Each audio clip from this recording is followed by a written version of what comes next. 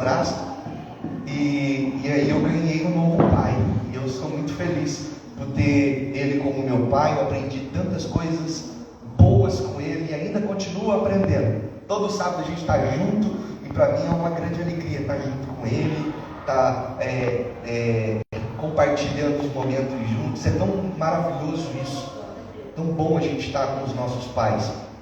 Aproveite o momento que você está com o seu pai, porque vai chegar um momento que ele não vai mais estar entre nós. Tem papai que está longe, né? Mora em outra cidade, como da pastora Lene, mora em outra cidade bem longe. Mas hoje tem a tecnologia, é tão fácil, né? A gente liga, manda um eu te amo, pode ligar, pode falar a hora que quiser, né? Mas é claro, é diferente de estar perto, é diferente de sentir o abraço, né? O carinho do pai. Mas aproveita, você que tem o seu pai, aproveite, porque o tempo passa, e depois que a gente perde, a gente vê quanto tempo perdido a gente jogou fora. Esses dias eu estava ouvindo um rapaz falando, e ele disse: eu vejo meu pai uma vez no ano, quando eu vou sair de férias e vou ver ele. Ele tem 60 anos de idade.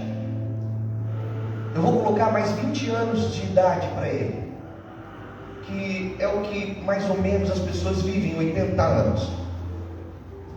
Ele tem 60 e eu vejo ele uma vez por ano. Então, durante a vida toda ainda que ele tem em vida, eu só vou ver ele 20 vezes. É pouco, muito pouco.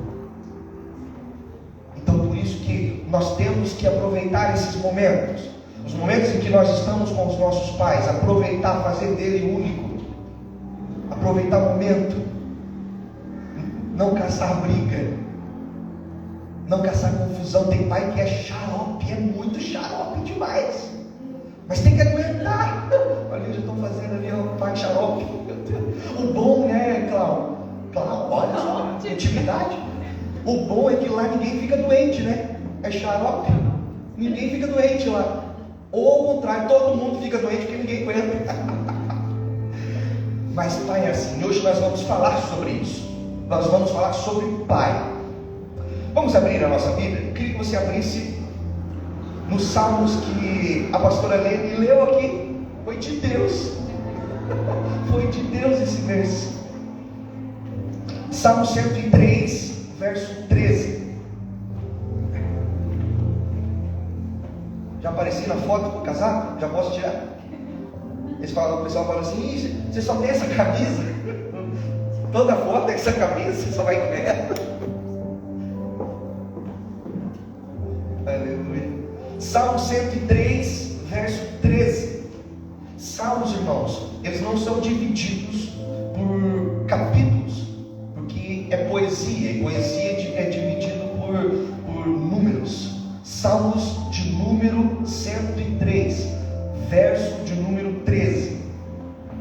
Diz assim: assim como um pai trata com amor os seus filhos, assim o Senhor trata aqueles que o temem. Essa é uma versão um pouco diferente, e eu gostei dela, porque ela deixa bem explícito aqui. Assim como um pai trata com amor os seus filhos, assim o Senhor trata aqueles que o temem. Tem um provérbio que Salomão escreveu, número 23, versículo 24, que diz: o pai que tem um filho correto e sábio ficará muito feliz e se orgulhará dele. Não sei se você já parou para, você que é pai, olhar para o seu filho e ver o que ele faz. E quando ele faz algo bom, correto, você não se orgulha? Aí você bate no peito e fala: fui eu que ensinei. Aí quando faz alguma coisa errada, não precisa ninguém falar. A mulher vem, puxou o teu pai também, escritinho. É igualzinho o seu pai, né? Sempre quando erra, é a gente que é o errado. Aí quando ele acerta, não dá pra gente Mas a Bíblia, ela fala que o pai tem muito orgulho do filho que é correto e sábio. Ele se orgulha com o seu filho. E nós, como filhos, nós temos que ter isso em mente. A consciência de que nós estamos sendo observados. E essa observação não vem apenas dos nossos filhos que nos seguem, que vê o exemplo, mas também pelos nossos pais. Tem um momento, né, eu não sei se você já acordou para isso, mas com certeza sim, porque a gente sempre acorda um pouco mais à frente na vida, depois dos 35, 40 anos, que a gente se dá conta da vida, que a gente cuida o que faz para não magoar os nossos pais. Até um certo momento a gente não está nem aí, a gente leva aos trancos e barrancos, a gente não pensa nas consequências, a gente não pensa o que o pai, o que a mãe vai pensar da gente, a gente só vai levando a vida. É como diz o missionário Zeca Pagodinho: deixa a vida me levar, a vida leva. Ah, não é missionário ainda? Um dia vai ser, vai largar a cachaça para tomar santa ceia. Mas chega um momento que a gente acorda, Gustavo. Um momento que a gente cai em si e vê que aquilo que a gente pratica entristece o coração dos nossos pais. E a gente acorda para a vida, às vezes tarde demais, quando não dá tempo mais da gente mostrar o outro lado.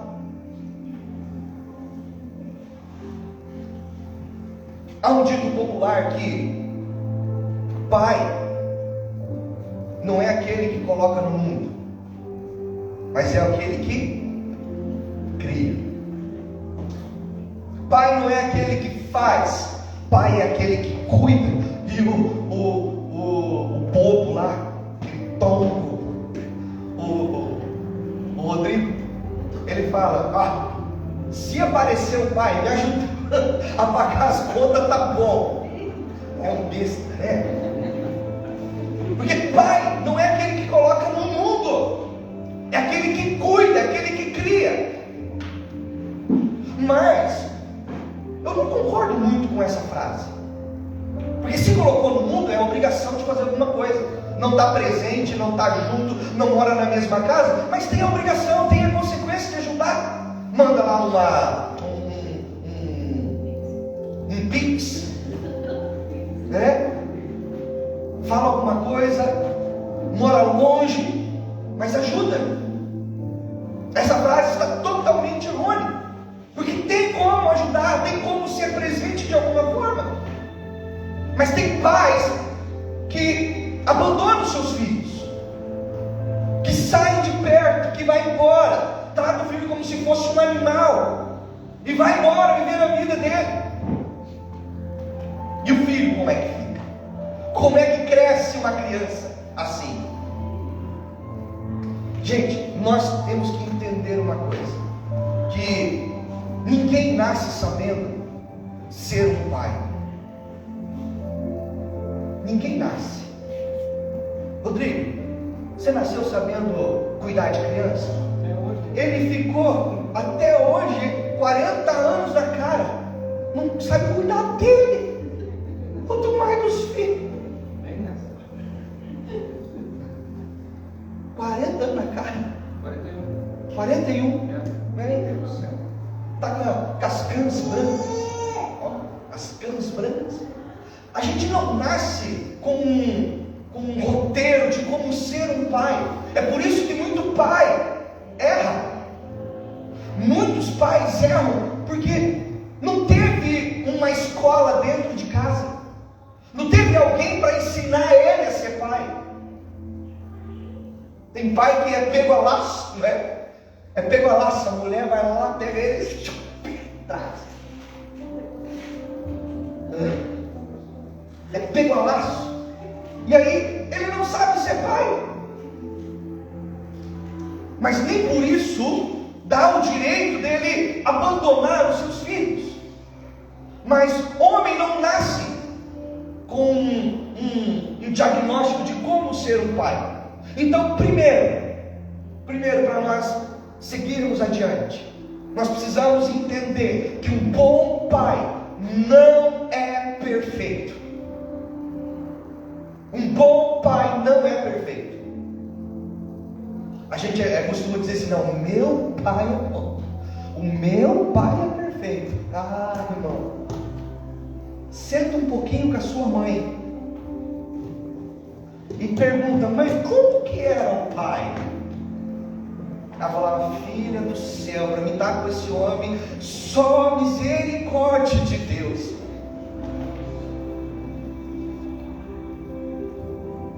Aí quando nasce o filho, ele transforma, não se transforma? A gente se transforma. Eu lembro quando a Júlia, ela começou a ir para a escola, a escolinha da creche. Meu Deus, foi um dos piores dias da minha vida. Eu cheguei lá na creche, botei ela lá, a professora veio, ela grudou na minha perna, ela falou: papai, não me deixa aqui, pai, não me deixa aqui, pai. E o coração cortado: eu vou levar embora. Eu vou levar. Eu: não, mas eu tenho que deixar, é bom para ela. Aí a professora veio e falou assim: você vai cuidar bem, né? Eu: sim, pai, eu vou cuidar bem. Mas vocês vão dar comida para ela na hora certa? Sim, pai, que é tudo regrado, pai. Mas vocês vão deixar ela tirar aquele soninho de tarde que ela gosta? Pai, fica tranquilo, aqui a gente cuida das crianças como se fossem nossos. Mas cortou o coração. Quando a criança nasce, a gente se transforma. Mas a gente precisa entender que pai não é perfeito. A gente comete muitos erros. Só existe um pai que é perfeito no mundo, que é o nosso Pai Celestial. Agora os nossos pais, eles são imperfeitos, e eles estão naquela corrida de aperfeiçoamento, e ele vai aprendendo com um, vai aprendendo com o outro filho. Quem aqui tem mais de um irmão? Mais de um? Quase todo mundo. Quem aqui é filho único? Ninguém é filho único? Não? Ego? Não? Tem nenhum mimado aqui? Filho único homem, mas tem outras irmãs. A gente... Ele é mimado? Ah, não, já falou que não. Quando fala que não é porque é mesmo. Mas o pai, quando tem um filho, o que é normal? Ele aprender com aquele filho. Fez alguma coisa errada, o que o pai faz? Pega o chinelo, ó, no lombo do mais velho. O primeiro que nasce é o que mais sofre. No lombo, apanha, coitadinho. E aí nasce o segundo, já um pouco mais a maciota, não é? O terceiro, então, meu Deus do céu, a gente fica até com raiva. Essa criança já nunca levou uma chinelada, e eu levei tanta chinelada. É o normal, isso é normal. Pais estão em aperfeiçoamento, e nós aprendemos com pais na Bíblia que erraram muito. O primeiro que eu vejo aqui que errou com os seus filhos foi Eli. 1 Samuel, capítulo 3, versículo 13. Vai contar a história do sacerdote Eli. E ele tinha 2 filhos. Alguém sabe o nome deles? Ofni e Finéias.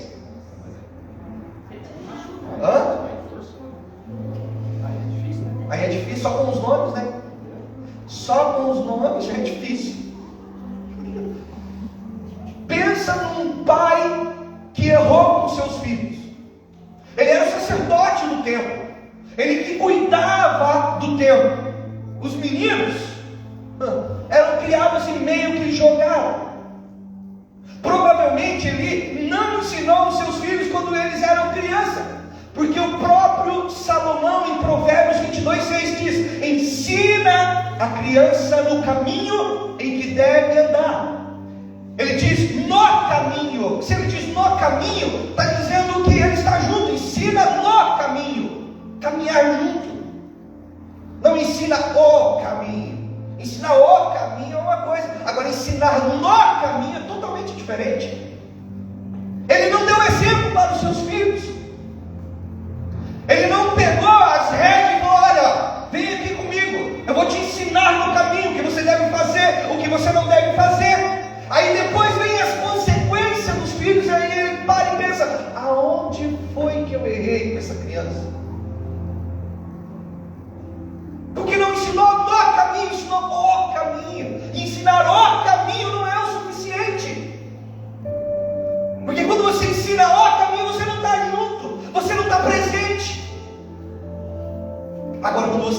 no caminho.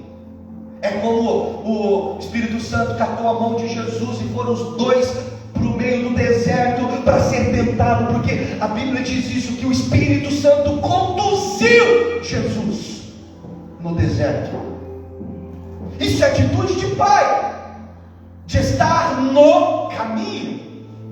Provavelmente ele não ensinou os seus filhos. Quem sabe ele deixou os seus filhos serem muito mimados, porque eles faziam o que queriam dentro do templo. A Bíblia diz que as pessoas levavam o sacrifício lá no templo para ser sacrificado, para ele fazer os sacrifícios. Aí os menininhos, o Ofinizinho, o Finéiazinho, olhava a carne, picanha, chamava quem estava fazendo o sacrifício: eu quero essa aqui, traz. Não, mas é para o sacrifício? Não, eu quero. E ai de você se não trazer. Essa era a palavra desses dois. Usavam o que era para sacrifício a Deus, para se usufruir. Diz a Bíblia que ele pegava as mulheres que estavam fora do templo e levava para se deitar com elas. Uma prática terrível. Por que ele não puxou a orelha? Por que ele não disse que era errado? Por que ele não educou? Por que ele não criou? Por que ele não ensinou? Esse é o grande mal nosso como pai e como mãe. Quando nós temos a oportunidade de educar os nossos filhos, eu não estou falando aqui de pedaço de pau, pedaço de fio, de chinelo, de cinta, eu não estou falando isso. Quando nós temos a oportunidade de sentar com o nosso filho e dizer: olha, você errou, você fez isso, você fez aquilo, a gente não aproveita a oportunidade. A gente sai gritando: mas também, esse moleque, esse piá, esse não sei o que, tem que fazer assim, tem que fazer assado. Não é porque o teu pai fez isso com você, a torta direita, a pancada, que agora a gente vai ter que fazer com os nossos filhos. Não é porque você apanhou do teu pai até não querer mais, que agora você vai usar o teu filho como saco de pancada. Tem um pastor que ele fala: agora que chegou a minha vez, eu não vou aproveitar. Apanhei tanto do meu pai, agora chegou a minha vez, eu não vou aproveitar mais, credo. Pelo menos está maldito.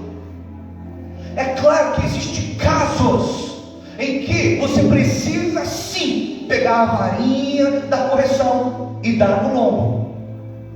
Mas isso não quer dizer que você vai deixar hematomas nos seus filhos, que você vai quebrar alguma coisa dos seus filhos. Isso não se faz. Ah, é o meu filho, beleza, continua assim. Lá na frente, quem vai apanhar na cara é a gente.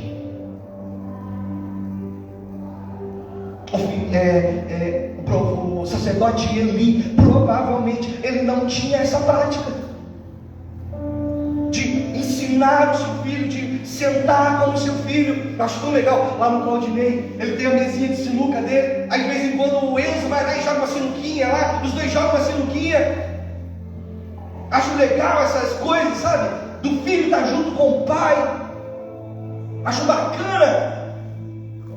A gente aprende um com o outro, se desenvolve junto, um relacionamento mais estreito. Isso é comunhão, e é essa comunhão que faz a gente ensinar os nossos filhos, de educar os nossos filhos. Outra pessoa que a Bíblia fala que errou foi Jacó. Jacó, o patriarca. Ele fazia acepção de filhos. Lembra que ele tinha 12 filhos? Aí ele gostava mais de José? Gostava. Ele pega e faz uma túnica e dá apenas para José. E os outros filhos? Ah, é muito filho. Então pega a túnica, vamos cortar, ninguém vai usar, todo mundo vai pegar um pedacinho. Acepção, ele fazia acepção. E filho vê isso. Filho vê. É claro que existe filhos que chamam mais atenção do pai. Isso é inegável.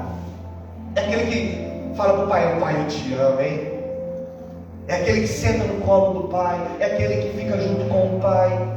Chama mais atenção do que outros. Isso é normal, mas não quer dizer que nós, como pais, temos que fazer acepção deles.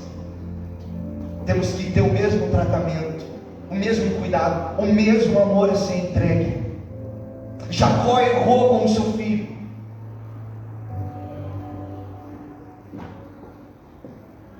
Mas pai não tem apenas erros. Pai não tem apenas erros. Ele não comete apenas erros. Um bom pai, ele tem deveres e responsabilidades. Uma dos deveres e responsabilidades que eu vejo em um pai é o ensinamento. Deuteronômio capítulo 6, versículo 7. Guardem sempre no coração as leis que eu lhes estou dando hoje, e não deixem de ensiná-las aos seus filhos. Repitam essas leis em casa e fora de casa, quando se deitarem e quando se levantarem. Eu não sei se o teu pai era assim.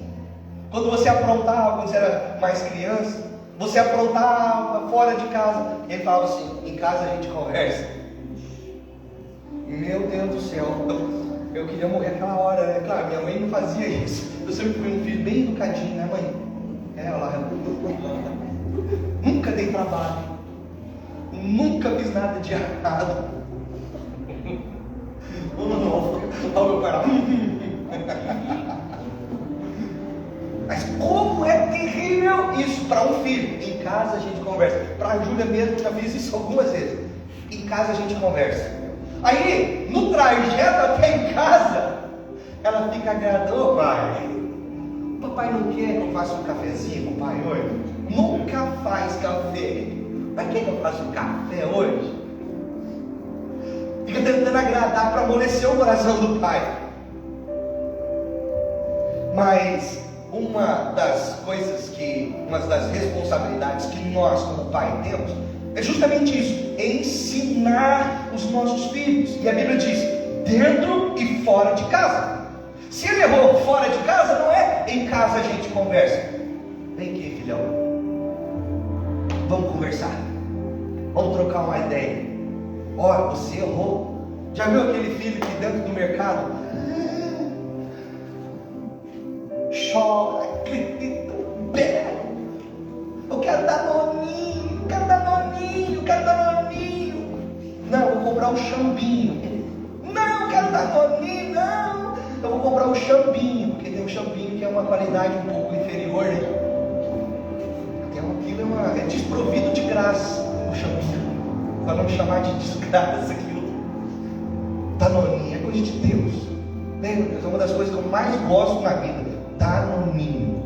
De comer com o dedo, nem com a colher. Você pega aquele potinho, rosa vermelha, nem lembro mais. Dentro, fora é vermelho e dentro é rosa. Você bota o dedão assim, bem assim, ó, no dedo, se lambuza. Aquilo é bom demais. Eu vou dar chambinho. Não, eu quero dar danoninho. Aí tinha o Yakult também, né? Dos lactobacilos. Yakult, meu Deus, aquilo é bom também. Esses dias eu fui aqui na Carol, eu e a Júlia depois comprar os negócios para limpar aqui a igreja. Aí tinha uma mulher lá dando o novo Yakult. Aí a gente parou, todo mundo quase tudo. A mulher falou: quer mais um pouquinho? Quer? Tomar, quer mais um pouquinho? Ah, vou esperar mais um pouquinho. Experimentava, tomava aquele Yakult, que é coisa boa. Ah, o senhor não quer levar, já que o senhor está tomando tanto? Está na promoção, está só R$6,97 por litro. Leva, só custou tanto, você está tomando. A gente aproveita aquelas promoções que eles fazem dentro do mercado. Tinha uma do lado fazendo linguicinha assada. Uma linguicinha boa, Rodrigo. Ela picou assim, até assim do ladinho, sabe, Alfeu? Que nem os gaúchos cortam, não cortou reto assim, que nem os gaúchos, bem de ladinho assim, ó. Peguei aquele, comi aquele negócio bom. Perguntei: não tem um pãozinho de alho também? Ah, nossa, é demais, né? É que eu gosto de um pão de alho, linguiça. Mas tem filhos que nós precisamos aproveitar a oportunidade. dentro e fora de casa. É o que a Bíblia fala. E fora de casa a gente educa mais. Porque fora de casa a gente não pode pegar o chinelo, a gente não pode pegar um pedaço de pão, porque se alguém ver, chama a polícia e a gente vai preso. Então a gente educa da forma certa. A não ser que o pai vem aqui, ô meu filho, e pega essa orelha, dá aquela torcida, né? Ou do lombo aqui, né? Pega as paletas da gente, dá aquela torcida, chega envergado. Aquilo é doído demais. Em casa a gente vai dizer, não, a gente tem que parar tudo, aproveitar a oportunidade para ensinar. Outro dever e outra responsabilidade que um pai tem: guiar. E esse guiar não tem a ver com o falar, porque até papagaio fala, mas guiar. Aquele que guia vai na frente. Um dia você vai ter a oportunidade de ir para Israel. Alguém quer ir? Então tá bom. Um dia você vai ter a oportunidade de ir para Israel.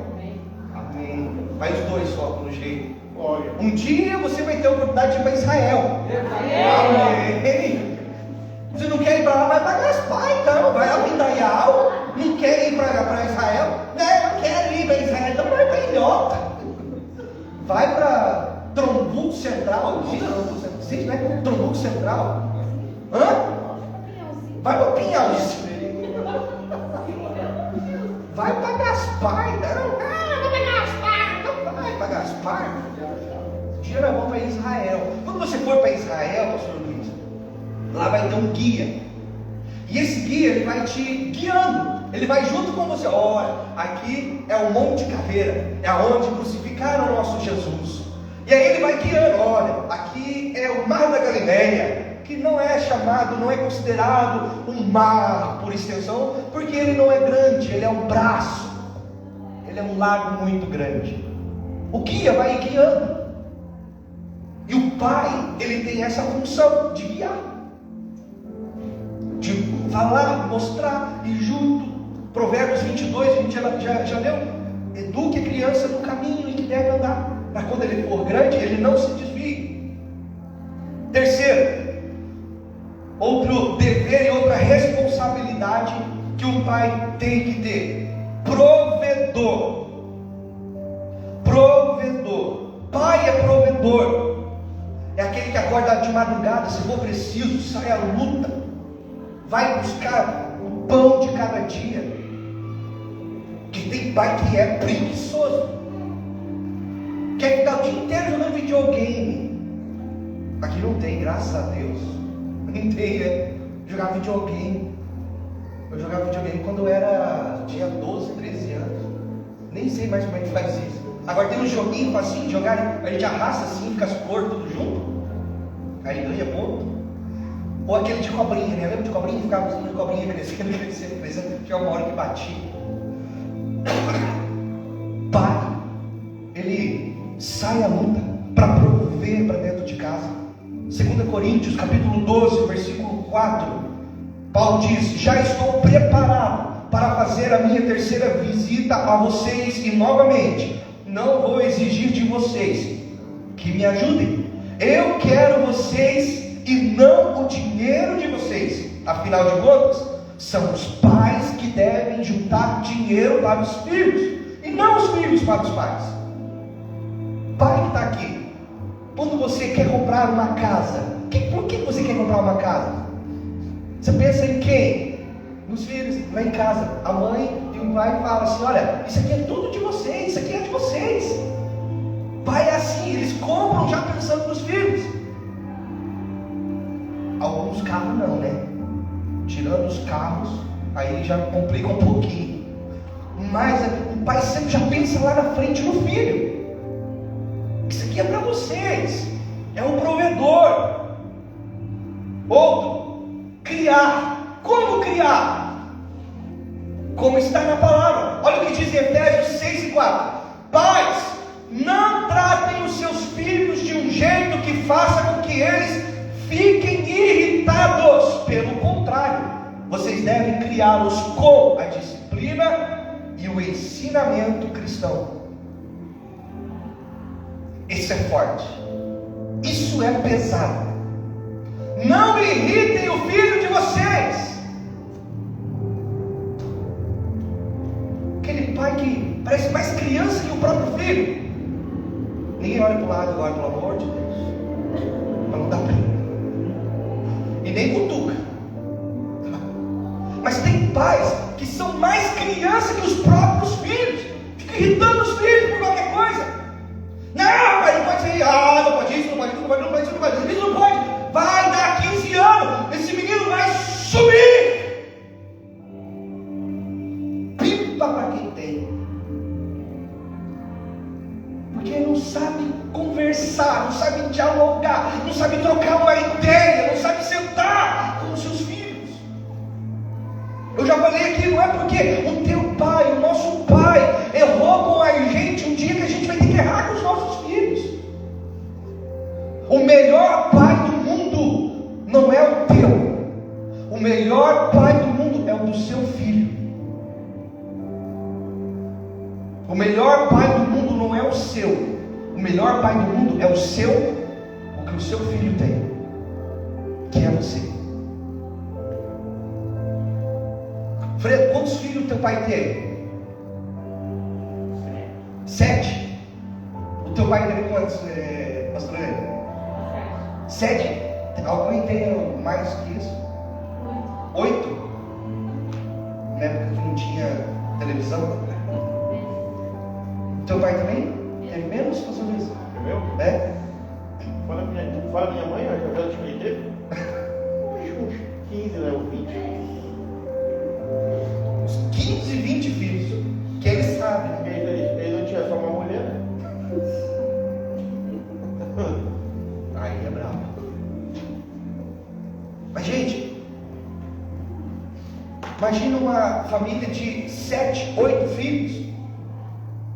Criar essas crianças. O tempo antigo, quem sabe o teu pai fazia assim, meu filho, pegava os filhos, era na porrada. Ia para a roça, dava uma capinada errada. Já vinha com as ortigueiras e batia no lombo. Você apanhou, Fredo, na roça?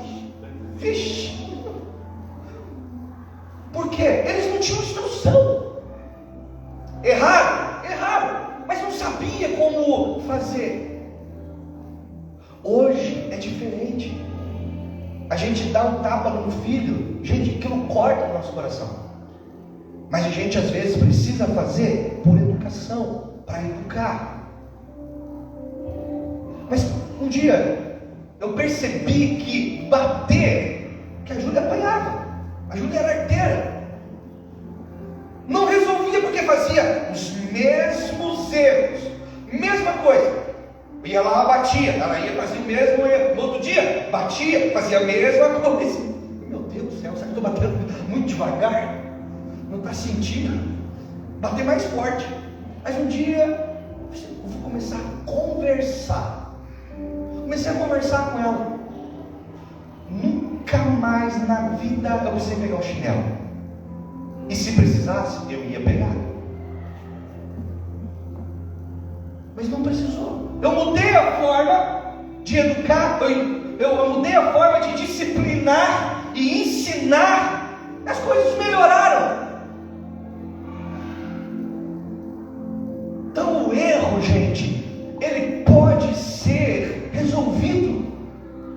Nós como pais não nascemos sabendo como criar filhos.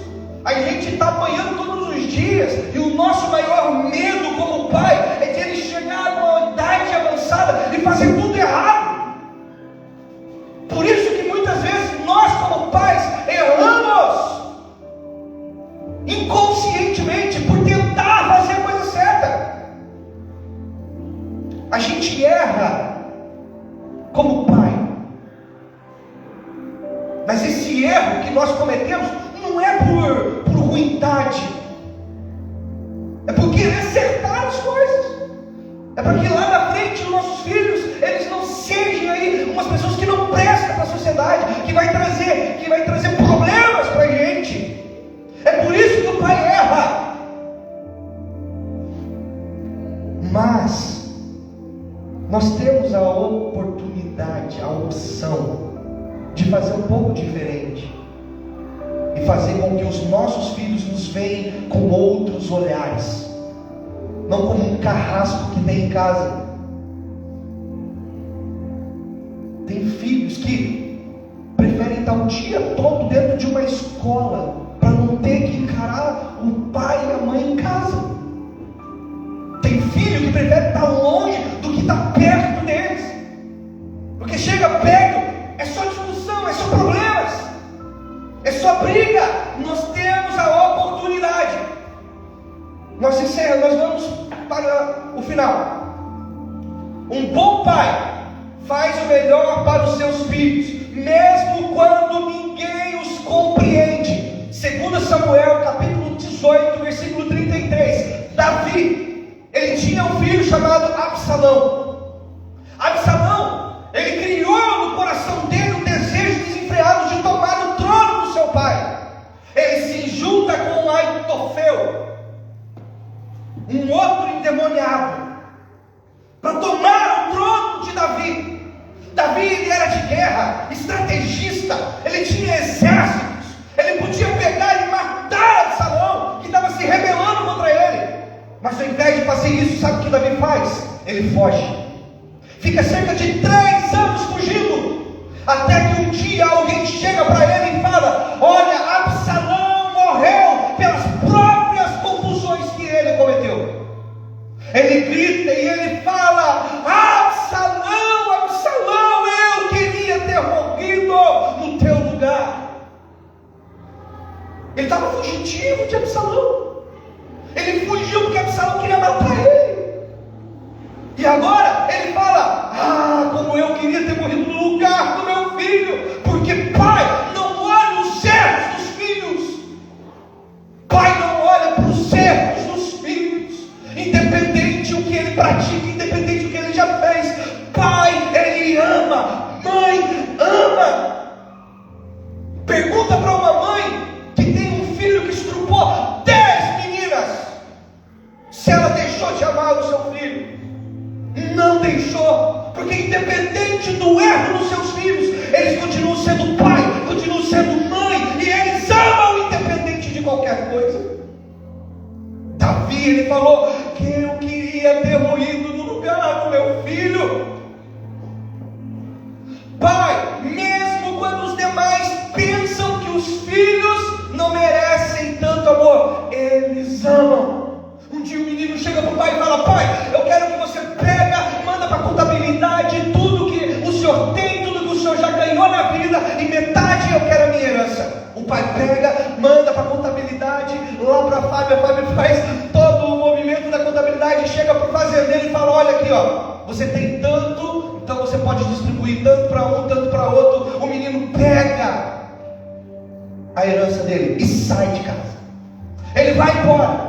Ele gasta todo o dinheiro do seu pai com coisas profanas, com mulheres, com bebidas, com coisas erradas. Quando acaba o dinheiro, ele cai em si e ele volta para o seu pai. E sabe o que o pai fazia todos os dias? A Bíblia fala que todos os dias ele ia ao alpendre da fazenda e ele ficava olhando para a porteira dizendo: um dia o meu filho vai voltar. Mas aquele filho tinha enterrado seu pai vivo, porque quando pede uma herança é porque alguém morreu. Ele enterrou aquele pai vivo. Foi um desgosto tão grande. Mas aquele pai, sentado na alpendre da fazenda, todos os dias ele falava: um dia o meu filho vai entrar pelaquela porteira. Ele já perdoou o seu filho, mesmo que o filho tenha tirado tudo do seu pai. Ele perdoou. E quando o menino volta, ele corre, abraça o seu filho. E o filho fala: pai, eu pequei contra o céu, porque todo pecado primeiro é contra Deus, e pequei contra o Senhor, e já não sou mais digno de ser chamado seu filho, mas me trata como o mundo e seus empregados da fazenda. O pai falou: não, você é filho, você é meu filho. Você não vai ser tratado como um escravo. Você errou, você pecou, mas você continua sendo meu filho. Pai, o que você vai fazer? Traga depressa a melhor roupa para ele. Coloca anel de novo no seu dedo e coloca sandália nos seus pés. Com isso, ele estava revestindo o seu filho novamente. Ele estava devolvendo a autoridade que o filho tinha dentro da fazenda. E com os sandálias ele estava dizendo: você continua sendo meu filho, porque quem anda descalço é escravo, não é filho. Independente do que os nossos filhos praticaram um dia, continuam sendo nossos filhos. E eu encerro. O maior exemplo de pai, Jesus. O melhor exemplo de pai, Mateus 7 e 11. Vocês, mesmo sendo maus, sabem dar coisas boas aos seus filhos. Quanto mais o Pai de vocês que está no céu dará coisas boas aos que lhe pedirem. O maior exemplo que nós temos de pai é Jesus.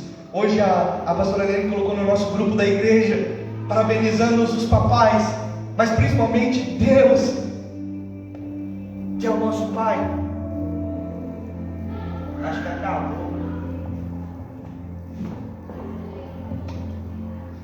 Jesus é o maior exemplo de pai que nós temos, porque ele preferiu morrer no nosso lugar. O que ele carregou não era dele, era nosso. Nós estávamos perdidos nos nossos delitos e nos nossos pecados.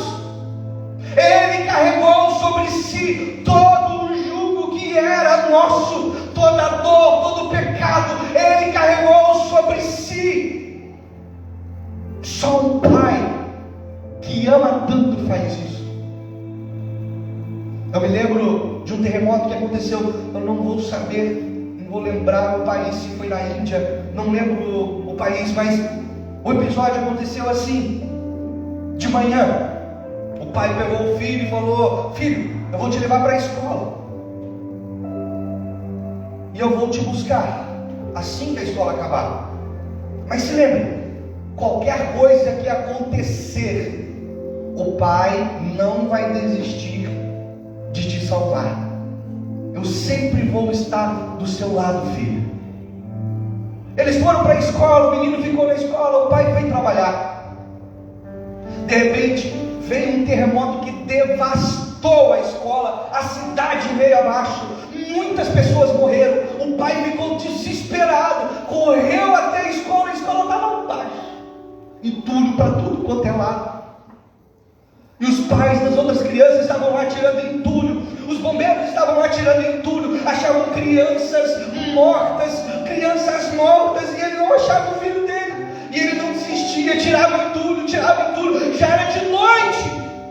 E eles falaram: vamos encerrar agora as buscas, amanhã, quando amanhecer, a gente volta. E aquele pai continuou tirando entulho. Os pais das outras crianças foram desistindo também, e ele continuou lá, tirando entulho. De repente ele tira uma pedra gigante. Quando ele tira uma pedra, um buraco, e ele grita: filho! O filho fala: pai, estou aqui embaixo. Com quem que você está indo? Está toda a classe aqui embaixo, pai. Ele chama o bombeiro vem, resgata os meninos, todos sujos de poeira. Todo mundo ficou alegre, feliz. Mas o mais impressionante foi quando uma repórter chegou aí para conversar com o menino e falou: você não ficou com medo? Ele falou: não. Você não teve medo em nenhum momento de morrer? Não, eu tinha certeza que eu não ia morrer. Por quê? Porque o meu pai falou que aconteça o que acontecer, ele faria de tudo para me salvar. Ele tinha confiança de que o pai dele ia socorrer ele. Nós temos um pai. Nós estávamos num lamaçal de pecado, entulhados no pecado, e o nosso pai não desistiu de nós. Ele foi tirando entulho, foi tirando entulho, foi tirando entulho, até que nos achou. E quando Ele nos achou, Ele nos tirou daquele buraco. E hoje nós estamos aqui com Ele. Jesus é um modelo perfeito de Pai. Ele não nos abandona, Ele não nos deixa, Ele não desiste de nós. Aleluia. Vamos ficar de pé.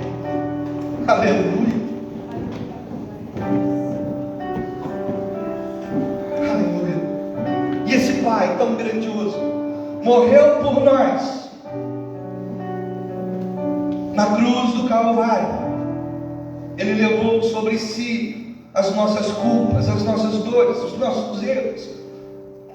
A humilhação foi tão grande do nosso Pai, que Ele teve sede.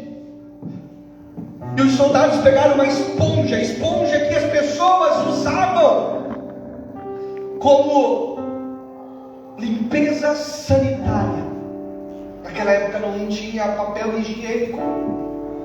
E eles usavam uma esponja para se limpar. Essa esponja colocaram em uma lança, molharam em um vinagre, um vinho, e deram para ele beber. Ele não aceitou. Quando ele estava prestes a morrer, um soldado pegou uma lança e furou ele pelo lado. Escorreu água e sangue. Bateram no rosto do nosso Pai. Cuspiram no rosto do nosso Pai. Colocaram ele no meio de dois malfeitores, trazendo assim a consciência de que ele era uma pessoa que não prestava, porque estava no meio de dois ladrões. Um não estava nem aí, o outro caiu em si e falou: ei, se tu é rei mesmo, me aceita. Ele falou: hoje mesmo nós vamos inaugurar o paraíso, porque hoje mesmo estarás comigo lá. Um Pai que não abandona, independente daquilo que a gente já cometeu ou que vai cometer, Ele sempre estará de braços abertos para receber a gente. Só Jesus poderia fazer isso. Pastor Luiz, poderia vir aqui fazer um favor?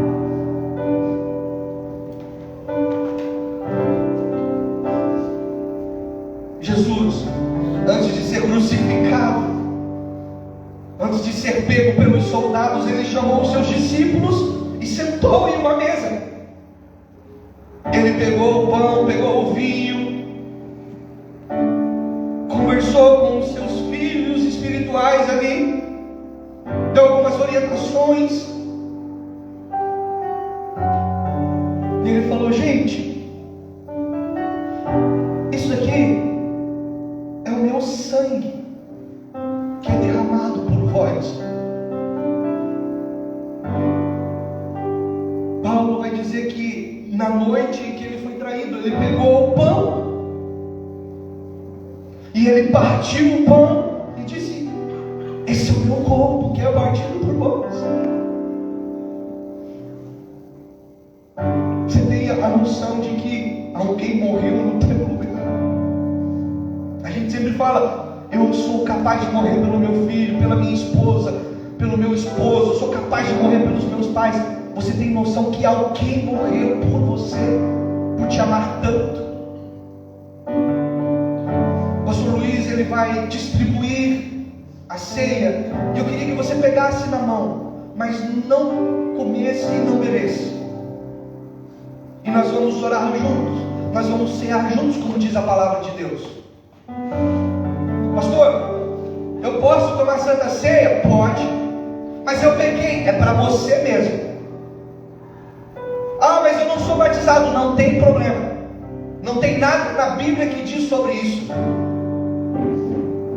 Ah, eu tenho que fazer 50 anos de discipulado, depois descer as águas batismais, aí então tomar Santa Ceia. Não existe isso. Pastor, eu errei, eu pequei, eu não posso, por que não? Isso daqui é remédio espiritual para a tua alma, aí que você precisa tomar. É agora que você participar do corpo e do sangue de Jesus. Tome, pegue aí na sua mão.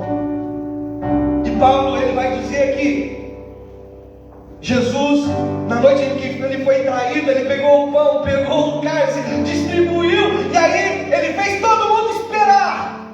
E todos tomaram juntos, na mesma hora, no mesmo momento. Todos. Sabe, isso que você tem na sua mão aí, o suco da videira, passa nesse momento simbolizar o sangue de Jesus, o sangue que foi vertido por nós. Olha para o suco. Você consegue visualizar o sangue de Jesus? Você consegue visualizar que Ele derramou o sangue dele por você? Isso que você tem nas suas mãos é o pão fruto da terra, do trigo, mas passa nesse momento simbolizar o corpo de Cristo. Olha para esse pão. O corpo dele foi machucado. Os soldados, diz os historiadores, que pegaram a azorrague, um chicote, que na ponta tinham ossos envergados, quando batiam em Jesus, aqueles ossos cravavam na pele de Jesus, entravam, e quando eles puxavam, saíam carne de Jesus. Esse corpo foi machucado por nós, foi destruído por nós. E Paulo diz que Jesus, na noite em que ele foi traído, ele pegou o pão, partiu e disse: esse é o meu corpo, que é partido por vós. Fazer isso em memória de mim sempre. Naquele mesmo momento, ele deu graças ao Senhor, como nós vamos fazer agora. Pai, nós te agradecemos pelo pão, fruto da terra, fruto do trigo, que passa a simbolizar agora, Pai, o teu corpo, corpo este que foi machucado, corpo este, Deus, que foi destruído por nós. Nós, ó Deus, não suportaríamos aquilo que o Senhor suportou, porque somente um Pai poderia fazer aquilo. Muito obrigado, Pai, muito obrigado, Senhor. Naquele momento, todos pegaram o pão e comeram. Vamos comer todos juntos.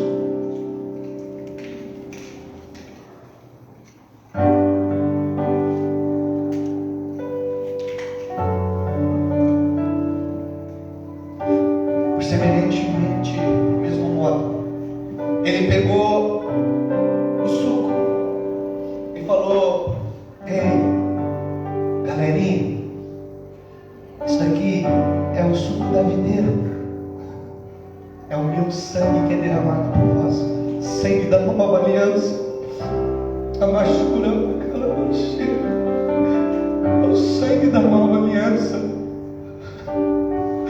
Esse sangue vai dar acesso a coisas que os nossos antepassados não tinham.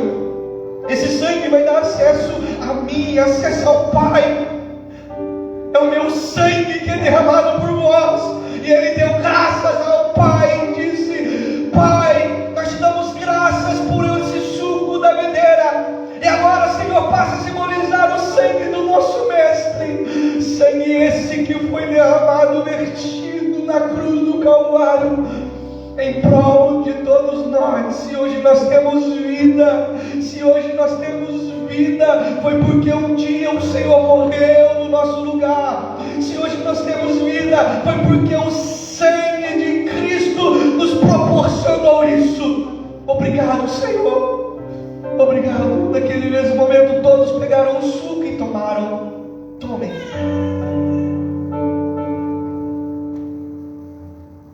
Se você puder se ajoelhar por um momento,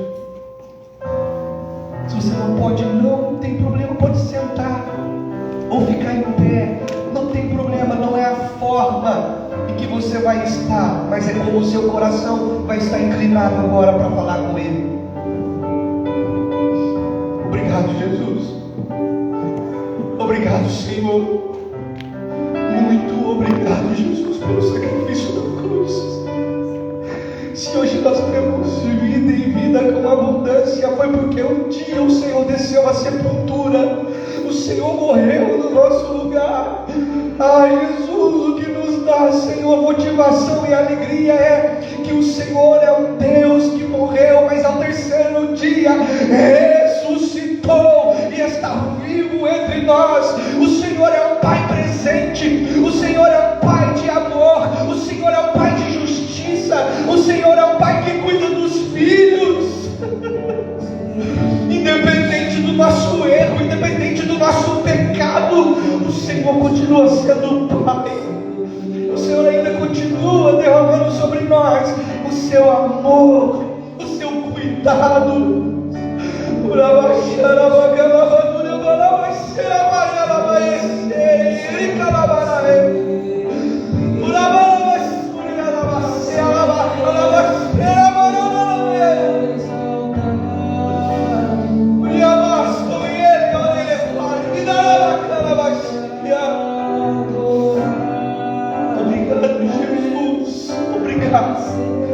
Aquela cruz nós não suportaríamos, mas o Senhor suportou no nosso lugar. Muito obrigado, Pai.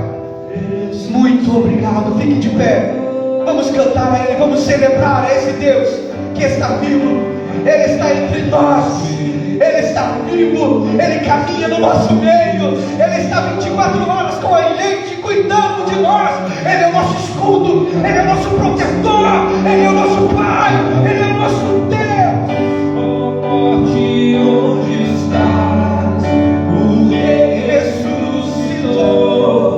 Ele venceu para sempre.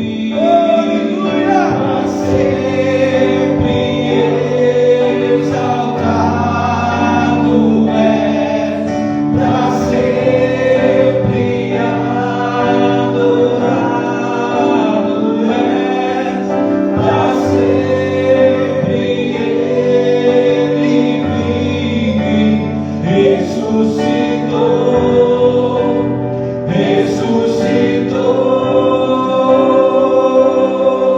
para sempre exaltado és, para sempre adorado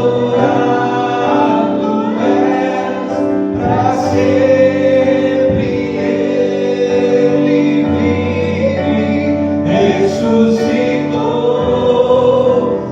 ressuscitou. Aleluia, você pode aplaudir a Ele. Ele está perto de você e dê um abraço. Isso, dê um abraço, fala, você é um ótimo pai. Mesmo que não seja, fala, você é um ótimo pai. Aleluia, glória a Deus. Tome o seu assento. Nós temos outras coisas a fazer aqui. E cadê a Fábio? Só anda essa mulher, Jesus. Parece mandarilha, fica lá e pra cá. Não para nunca. Meus irmãos, nós temos algo a fazer aqui. Deixa eu pegar aqui.